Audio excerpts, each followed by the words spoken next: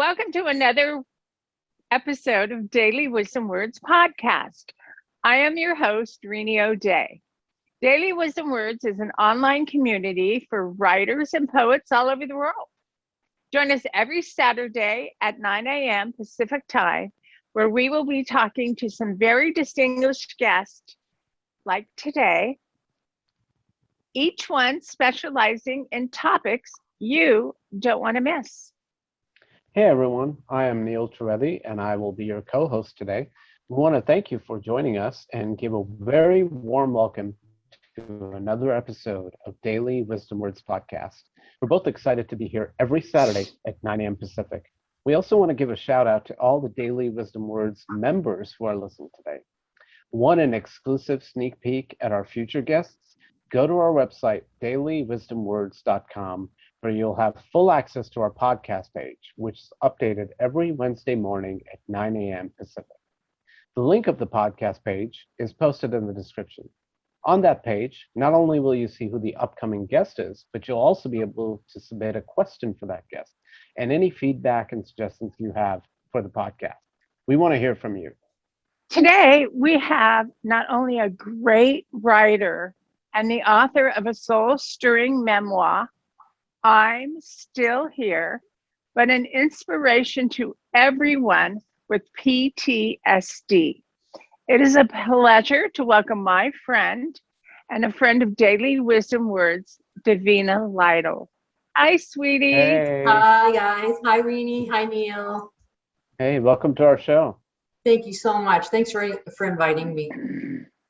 No problem. I couldn't think of a better author. Yep. Oh, thanks, Rini. I couldn't think of a better friend. So here you are. Thank you. And you know, at Daily Wisdom Words, we're a family, and that's how we got to meet. And now you're a close friend. And so this is how it works. You know, we're a writing community. On Twitter, we meet great authors and poets, and then we invite them on our show. And you don't even have to come on, but we would like you to join if you haven't already. Not you. I'm talking to the audience out there. Anyway. Yeah, totally. All right. As we mentioned in the intro, you told your story in a book called I'm Still Here. In the book, there was a significant story of something that happened to you at work. Could you please tell us about that? Yes, I can. So it was actually 16 years ago on August 9th. I was taking over reception for somebody who was ill that day. Actually, they had a funeral to go to. And a guy came in asking for our accounts receivable guy. And he said, tell him I have a gun. And I never saw the gun, but I looked to see if he had it in the back of his pants, you know, like I tried to, and he said, you don't want to see it. He said, you don't want to see any blood, do you? And as soon as he said that really sent me for a loop. He said that his name was Dracula and that I didn't want to see any blood. And that, I mean, by the time the gentleman in question came to the front, I had a doctor's appointment for my daughter and I had to be out of there. So as soon as he came, I left. I was absolutely terrified and I didn't really know what had just happened. So I got in my car, I picked up my daughter, and as I was driving towards the doctor's appointment, my boss called and said that I had to write down verbatim everything that happened, that the police wanted to talk to me in the morning.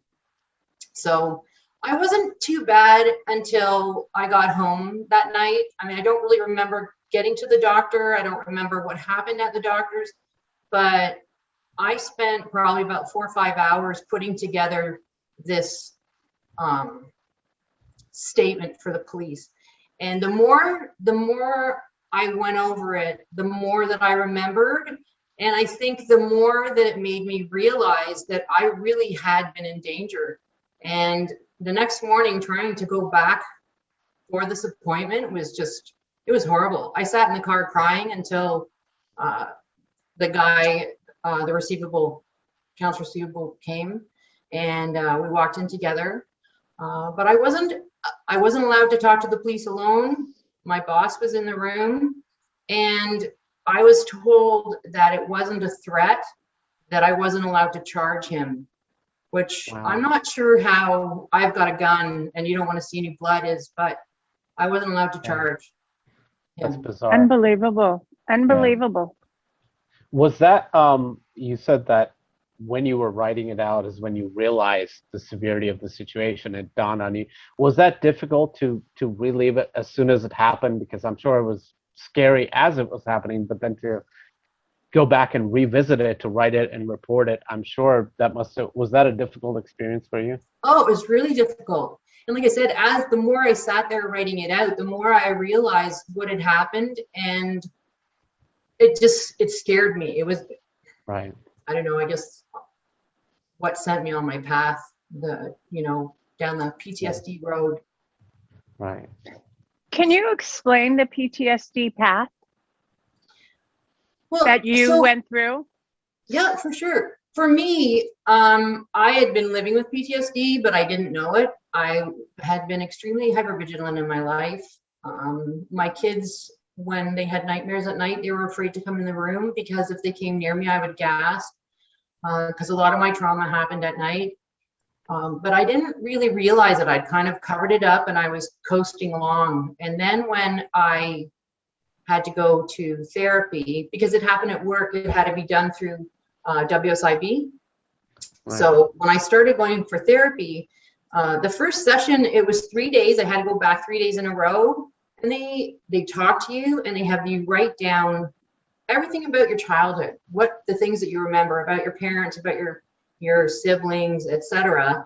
And that's when I was told that things were not normal at home, right? And when you're growing up, you live in your own little world, and we didn't have any family. My parents had come here from the UK, and it was just us and my parents. So I figured that the things that I went through were normal. Now, don't get me wrong, because I didn't remember the sexual abuse until much later. I had learned how to dissociate as a child, and I buried that until I was diagnosed with PTSD. So, understandably, you couldn't go back to work, and you did have that 3 days of therapy where they had you write down, what you went through and everything. When did you start like weekly therapy? Oh, right away. Okay. Right away. And how long were you in that? So or are you still in it? My first, it was a cognitive behavioral therapy. And I went there for a year, and I went every 2 days or 2 days a week. And I had homework that I had to do.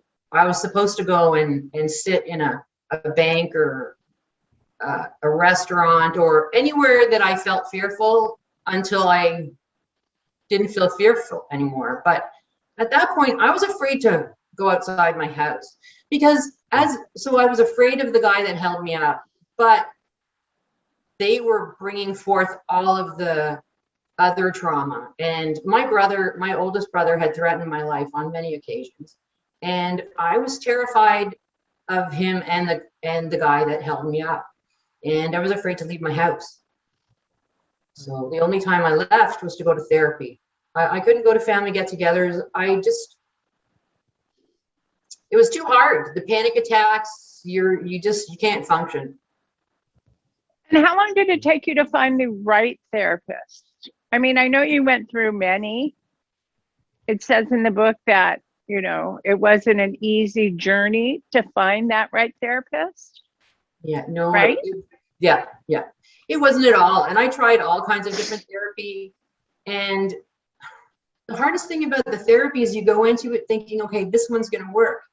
No, I had been told when I was diagnosed that I would always have PTSD and I would always have triggers.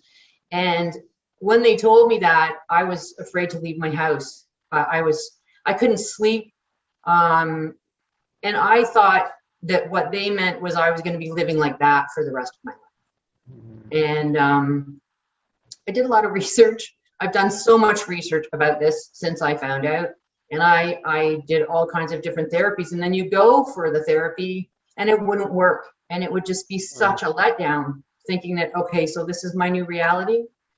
Anyway, it was probably, I don't know the exact year, but a very good friend of mine, she works in mental health. I talk about her in the book, actually.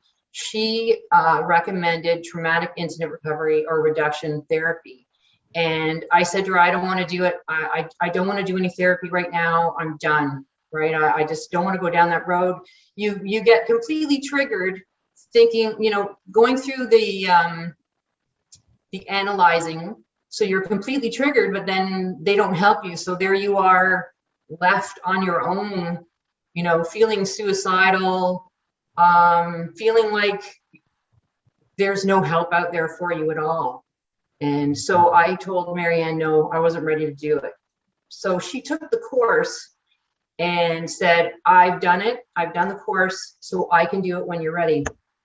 So I went and I did one session with her, and that was lies of omission, because I couldn't understand why when people called me a liar, like when my family called me a liar, I couldn't understand why it upset me so much. And that's one of the things I wanted to find out first, the lies of omission, or why that bothered me. And I discovered that it was because I had been lying, right? There are lies of omission. I never told the truth to anybody about what was going on in my life.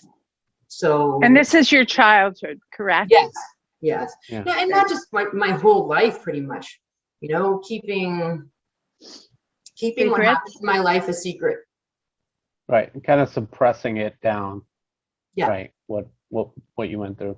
And that's, I mean, you bring up a very good point about that, keeping certain things and not bringing them up, as well as when the incident at work happened and you had to relive it by writing it down, and couple that with the wrong kind of therapy before you found the right path, you know, going through various methods of therapy. And all of that must have been so triggering, I'm sure. So how did you, I mean, was it the final part of when you found the right kind of therapy, was that what helped? How were you finally able to cope with the triggering? And what would you say to others who are probably still going through triggers, whether it's PTSD or any other mental health issues? What kind of advice would you give? What really helped me was the traumatic incident reduction. And that's when I uncovered that it wasn't just my brother that had abused me. I found out that it was my father. And once you find out things like that, it takes the power out of it. And I had 2 recurring nightmares. One of my father coming into my room, and I think my brother coming into my room at night, but also not being able to lock the doors of the house. There was always an intruder in the house. And once I found out what was causing my nightmares, I haven't had them since. So, and the biggest thing, you know, so I'm trying to remember the other question that you asked, and triggers, it's one of those things, people say that you're going in a loop because somebody's got PTSD, you're talking about something over and over and over again, right? A traumatic event or something that's happened to you. And the more you talk about it, the more you take the power out of it. And the thing with PTSD is you need to talk about it until you don't cry about it, until it doesn't upset you. I mean, not everybody cries, but I'm a very emotional person. But that's how I've found that once I get through that loop and I figure out how to deal with that trigger, then it just takes the power out of it, and I get through it a lot faster. You're able to recover because you tell yourself that, okay, that was then and this is now. You know, it's your inner child that is reacting. When you're traumatized, when you're having a trigger, it's your inner child that reacts, not you. And learning through therapy. And I also have been going to the Gatehouse in Toronto, and it's a group for sexual abuse survivors. And I found that they've really, really helped as well. Being around other people, knowing that there's other men and women that are going through the same thing as you and have triggers, that definitely helps. Yeah, sure. I don't know if I answered that question right, Neil. Sorry. No, you did. You really did. It was perfect. It really was. Yeah. It was perfect. Yeah. So, I know you have an amazing husband. Hi, Gary. Anyway, do you feel like you're in a good place right now? Oh, yeah. Yeah, I really do. I do. My blood pressure is normal for the first time in 16 years. And it is. I do. I feel like I'm in a really good place. We're living across from a lake now, which really helps, looking at water all the time. I really feel, I don't feel the fear anymore. I mean, there were years when I made excuses. If somebody would call and ask me to go somewhere, I would make an excuse and say that I couldn't go. And now I'm the one saying to Gary, let's go for a drive, let's go out in the car. And before, he would also say, no, I don't want to do that, because I used to be so hyper vigilant that I would see brake lights, or I would just, I'm like that, and scaring him while he was trying to drive. So healing does I do happen. that to my husband now. Oh, do you? Well, actually, he does it to me. He says I drive too close to people. That is not true, people. I am a good driver. I'm sure you are. There you go. I am. Wow. I drive a Matchbox car, but it's a good car.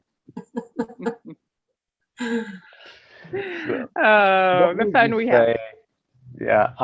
So you talked about, and I thought it was wonderful advice when we asked you about the triggers and how to go about handling that. What would you say to people with PTSD who are just like you were several years ago, where they feel stuck and they probably feel like, oh my God, there's no way out of this mental anguish. Things are never going to get better. What would you say to, because I'm sure there's so many people out there who are probably thinking that or feeling like that right now. Yeah, there is. And the thing for me, so after I got held up and WSIB made me go to therapy, and I went for 5 years, and I tried all kinds of different therapies trying to find a group of other people, other survivors. And they would send me to a different place. I would go through the 2 to 3 day assessment and be triggered, only for them to say, we don't have a group, or we don't have this, and then you'd be on your own. So then finally, in the 5th year, I couldn't handle it anymore, because for the most part, you're being triggered like crazy. They're bringing up all of your traumas, and then they're leaving you alone, right? To try and deal with it on your own. So after 5 years, I just said, I'm not doing it anymore. If you're going to send me for another assessment, then you can just cut me off, because I can't handle it. And I stopped going to therapy. I decided that, over that 5 years, I was uncovering a lot of things. At that point, I still hadn't uncovered who my true abusers were or anything. And I felt like I wasn't getting anywhere. I felt like I was getting worse. So I just said, I'm not doing the therapy. I never wanted to go through the trauma in the first place. And why would I want to go through it again? And that was what I just kept telling myself. And that wasn't helpful. I think I did that for about 4 years, and then decided that it wasn't working for me, and that I really needed to find the therapy. And that's when I did the trauma incident reduction. That was the first time I did that. And the rest is kind of history, because that therapy helped me so much. It made me realize that, number one, you have to find somebody that you feel comfortable with. One of my therapists looked exactly like my mother, like the same mannerisms, same hairstyle, same everything. And I couldn't even go back to the second session. Right? So you have to find somebody that you feel comfortable with. If you go to a meeting with somebody and you're not comfortable, find somebody else. Keep going until you can find somebody that will help you, that can listen, that you feels listens to you. Well, meet my trigger. This is Tona. And she drives me nuts because she barks at everything except you, which is good. But Yeah. she is the mascot of the show. Now she Yep. wants to go away. Bye-bye. She's beautiful. Thank you. I'm sorry, were you going to say something else, sweetie? No, I probably No? was, but really, I'm easily distracted. Hello. We all What was are that? in our own way. What was Yeah, that? what was that? I know. Just a little bit. Yeah. You know, one of the ways Davina and I bonded is her creativity, and she can paint like no one else. She is an amazing painter. So when you take your stress and you put it into creativity, it really helps. Absolutely. Right? Absolutely. You have to Yeah. find something, whether it's coloring or painting or a hobby like beekeeping, right? You Oh, gotta- yes. Oh, yes. Please let's tell touch us on about that. your Tell us about beekeeping. that, please. Oh, that is so fascinating to me. Yeah. You know, See, I have a bee. I have a bee on my Oh, necklace. do you? I'm not I wearing mine do. today. I have a bee. I'm wearing this. My friend down the road made this at the little gift shop for me. It says I'm still on the street Wow. over you. Oh, So Wow, nice. beautiful. Nice. Yeah. we got the bees because I tested positive for Lyme disease, and I heard bee venom therapy would help with that. But that was the thing that got me out of the house. We got the hives, and in our first spring we had a bear attack. So I reached out for a local beekeeper as a mentor, and Wait, a bear attacked the bees?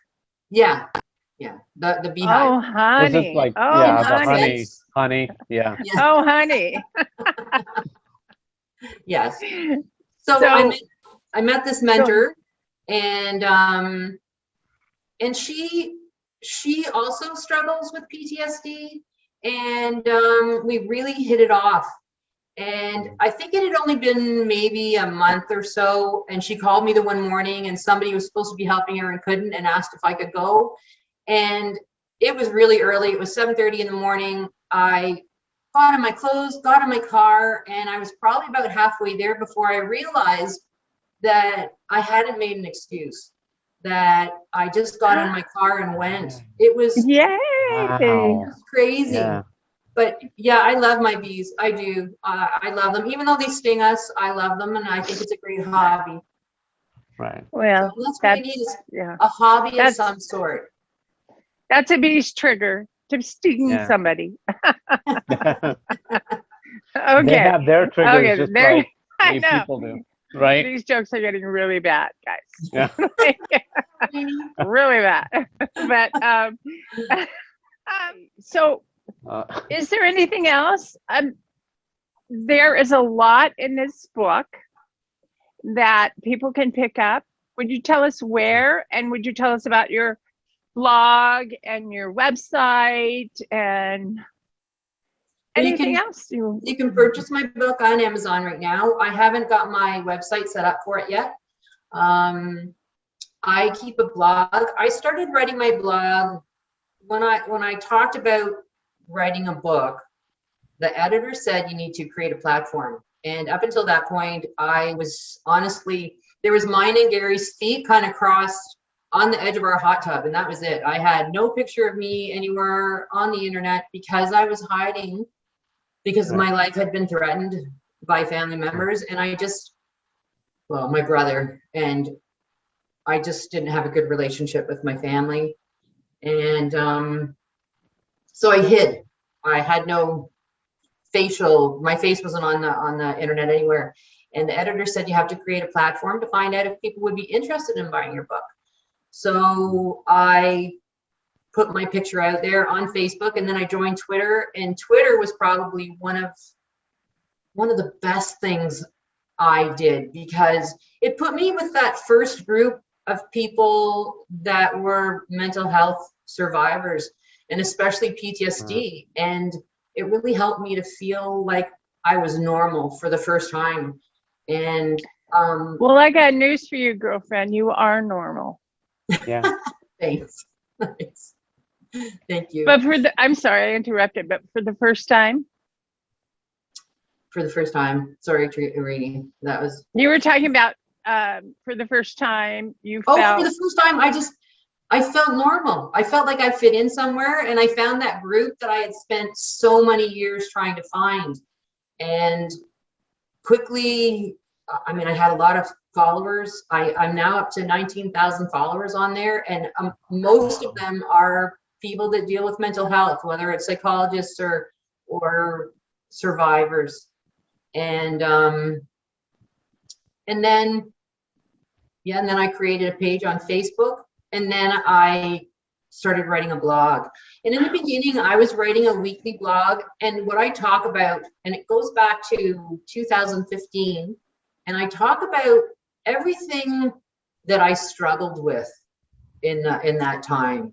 And I think probably for the first 2 years, I was really consistent. But then I got to the point where I really started to live, and I have not been as consistent with my blogs.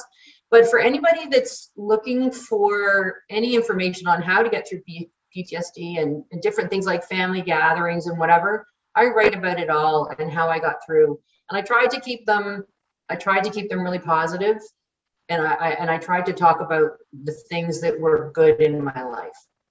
And where can they find that blog? Where can they find That's your at blog? DavinaLytle.com. Okay, and Just what are your handles? DavinaLytle.com. Lytle. Well, we'll have it on the Yeah. And it's Lytle. Yeah, it's at Davina Lytle.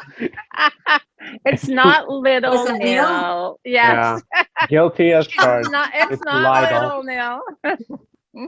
No, it is not Davina or Davina. It's Davina. Well, the funny thing is my son had a girlfriend named Davina, and I'm like, it's the only time I've ever heard the name. It's a beautiful, beautiful, beautiful name. Thank you. Yeah. Thank you. So, can you give us your Twitter handle and your Facebook page, where they can find you on Facebook? I'm Still Here is my Facebook page. Okay. And my Twitter handle is at Davina Lytle. Because if you have PTSD, I don't know. Don't ask why I say PTSD. Just okay, don't ask. You're making it lighthearted. I appreciate that. I am like, I wish I knew what it stood for. But anyway, reach out to her. What? Do you want me to tell you? It's post-traumatic stress disorder, disorder. Yes. Please reach out to Davina. She is an amazing person, and she's still here. She is still here. Yeah. Buy this book.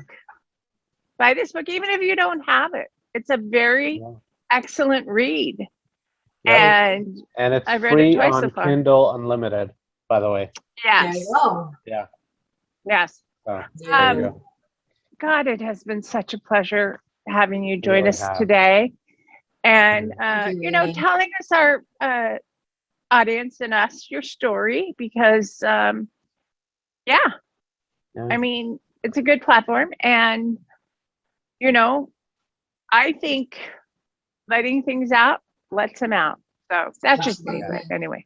Yeah, writing about it. And the reason why I decided to write a book was when I was first diagnosed, there wasn't really much out there at all. I mean, there were lots of books written by psychologists and therapists, and there were books written by military veterans, but there was nothing about child abuse or violence, domestic violence, or anything like that.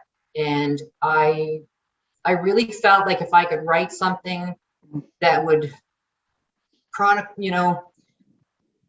don't know the word I'm looking for, that talked about my life and how I got through it, the therapy that I did, getting a service dog, all those things, I think it'll help. I really believe it'll help. And that's why I wrote the book. It wasn't really about we talked about my family and stuff. And I never, when I first decided I was going to write the book, I told my friend Marianne I was just going to write a survivor's guide and I wasn't going to tell my story at all. But she said, you need to tell parts of your story so that people know that you really are a survivor. So I put in some good events in times of my life, and I put in bad events. So you got kind of a picture of what my life was like. And then the rest of it's basically all about my healing journey and how to get there. Well, thank God mental health has been brought to the forefront because it was hidden for way too long. And people with stories like yours tell people, I can now tell my story. You know? Yep. So, and it's really important, Rini, to tell your story. Even if you just journal, right? And don't share it with anybody. If you write down, even in point form, what are the things that you're going through, the struggles, no matter whether it's PTSD or anything else, it gets them out of your head and onto paper where you can look at them and you can actually try and figure out how to resolve those issues. Exactly. Yeah. And follow you on Facebook and Twitter. Yes. I promise you she will help you. So thanks, Rena. Definitely. Yeah. So thank you everyone for joining us today. Thank you, Davina, for being not only brave enough to write your book, but then coming on platforms like this and talking about it and sharing tips and advice. Next week, we have something a little different planned for you. We have a little bit of a unique topic in mind. Now, if you're wondering, how does that relate to mental health issues? Join us next week to find out how. You'll be very pleasantly surprised. Don't forget to submit a question by Wednesday of this week. To do that, visit our podcast page at the link in the description. And remember, if we pick your question to be on the show, you get a surprise gift from us. By the way, one of my questions was submitted. So what do I win? Free membership, which you already have. You get to be a member again. Yay! Because everybody should be a member. Yeah. We want to thank everyone for joining us today, especially Davina. If you are a writer or a poet and not a member, sign up today. It's just $10 for a lifetime membership, no dues. Take part in our active writing prompts or our daily wisdom word blog. Listen to a little music and build your own social media profile. Meet and interact with other writers, just like you. Once again, that's dailywisdomwords.com. Make sure to follow us on Twitter, Instagram, and Facebook. All of the links are listed below in the description. And don't forget to hit like on this video and subscribe to this channel so you never miss an episode. And if you want to show a little extra love to us, we now also have a link for donations, also listed in the description. Thank you, Kona everyone. needs dog food. So yes. Please give Kona a little love. Kona's the mascot. Donate, please. She is. We have so the link, all the links which we talked about will be in the description. And thank you everyone once again, and we will see you next week. Bye. Thank you. Bye-bye. Bye. Bye.